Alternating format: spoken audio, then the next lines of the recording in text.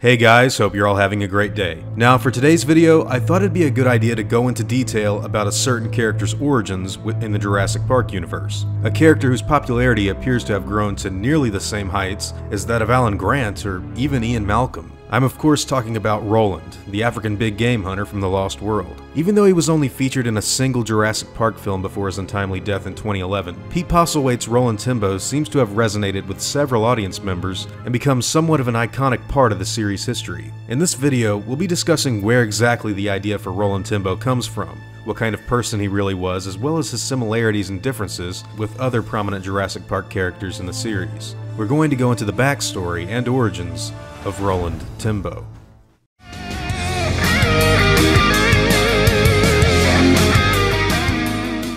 Before we even begin, we need to talk about the inspiration for the greatest member of the Lost World's InGen hunters. Now, despite the second movie being extremely different from the second novel, many of you may find it hard to believe that this comes from Michael Crichton of all places. Even though Roland himself was not in the second book, a specific line of dialogue as well as description actually is.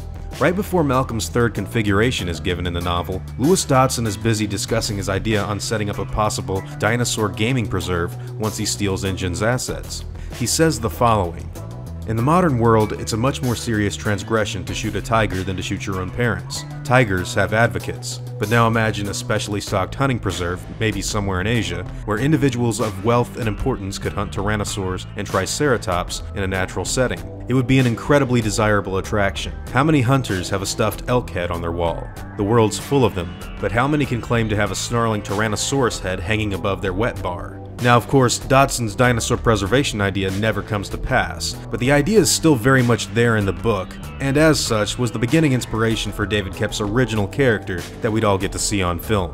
It's important to also note where exactly Roland gets his name, as it gives us not only a little bit more of the character's history, but its origins actually reveal exactly what would transpire between the big game hunter and a certain environmentalist in the second film. David Koepp has said that the Warren Zevon song, Roland the Headless Thompson Gunner, was a favorite of his and believed it would be a fun idea to make Tembo's greatest nemesis name Van Owen, like it is in the song. Now, I obviously can't play the song here due to copyright reasons, but I will go over the lyrics quickly to kind of explain how similarly Roland and Nick Van Owen's war on the island kind of plays out within the song. Roland was a warrior from the land of the midnight sun, with a Thompson gun for hire and fighting to be done. A deal was made in Denmark on a dark and stormy day, so he set out for Biafra to join the bloody fray. Through 66 and 7, they fought the Congo War, with their fingers on their triggers, knee-deep in gore. For days and nights they'd battle the Bantu to their knees, they'd kill to earn their living, and to help out the Congolese. Essentially, Roland is a paid mercenary sent out to help the Congolese fight off the Bantu during the African Bush Wars. His weapon of choice was an automatic, the Thompson or Tommy gun as it's better known. The song goes on with the lines, "His comrades fought beside him, Van Owen and the rest. But of all the Thompson gunners, Roland was the best. So the CIA decided they wanted Roland dead, and that son of a bitch Van Owen blew off Roland's head." This betrayal plays out within the Lost World itself, where Roland not only helps Van Owen up from the side of one of Sorna's cliffs, but also begins to walk and help escort all of the humans on the island as one collective unit to safety. But Nick Van Owen's agenda happens to get in the way of this effort, and the man eventually stabs Roland in the back by taking out the bullets of his 600 Nitro Express cartridges. Their struggle concludes with the following lines: "Roland searched the continent for the man that done him in. He found him in Mombasa, in a bar room drinking gin. Roland aimed his Thompson gun, he didn't say a word, but he blew Van Owen's body from there to Johannesburg." Now of course, Roland Tembo's famous deleted bar fight scene would be filmed for the movie, and yes, it does take place in Mombasa, which is more than likely another direct reference to the song. But Roland's actual revenge, so to speak, comes in a different way in the film. Despite Van Owen's sabotaging of Roland's ammunition, the man is still able to take out the Tyrannosaur with the tranquilizing rifle that his company had brought to capture the dinosaurs, ultimately leading to an unsuccessful InGen mission being completed because of Van Owen's personal attack.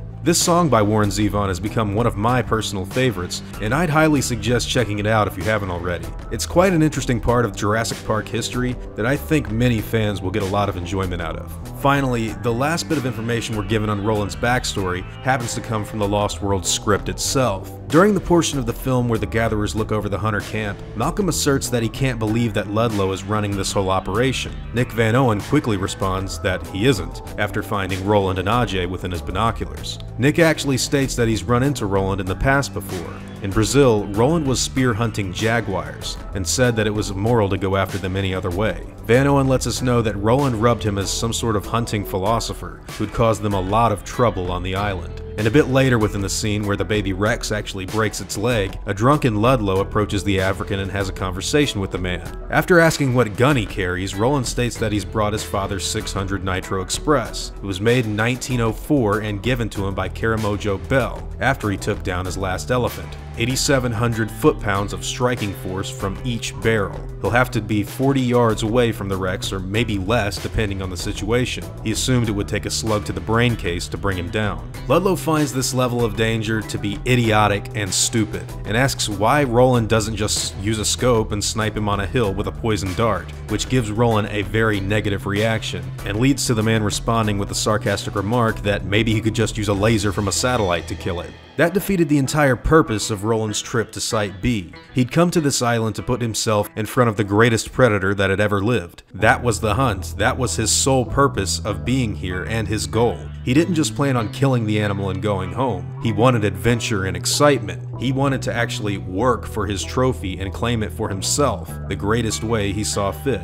Ludlow could never understand such a sentiment. With the history of Roland Tembo's name, weapon, philosophy, and hunting past given to us in a wide variety of different sources, I personally feel like he's one of the most interesting and unique characters within this particular franchise. Personally, I'll say that I actually consider him to be my favorite aspect of The Lost World, and favorite Jurassic Park character in general. Hopefully you all learned something new, or at least had fun with this particular hunter's history. Now, before I go, I want to thank my game wardens, as well as my InGen executives, including the Melting Squad and Famous Last Words. I'd also like to thank my park workers and engine hunters as well, Kevin Robert Wessels and Cody Amrine. I can't thank you enough for all the support you guys give me, and it seriously means the world to have you all appreciate what I do so much. Now I'd like to thank you all for watching this video, and hope that you all enjoyed today's content. If you feel like I deserve it, I'd appreciate the like and hope that you'll consider subscribing if you're interested in hearing from me again. I'll see you all in the next video, guys, and as always,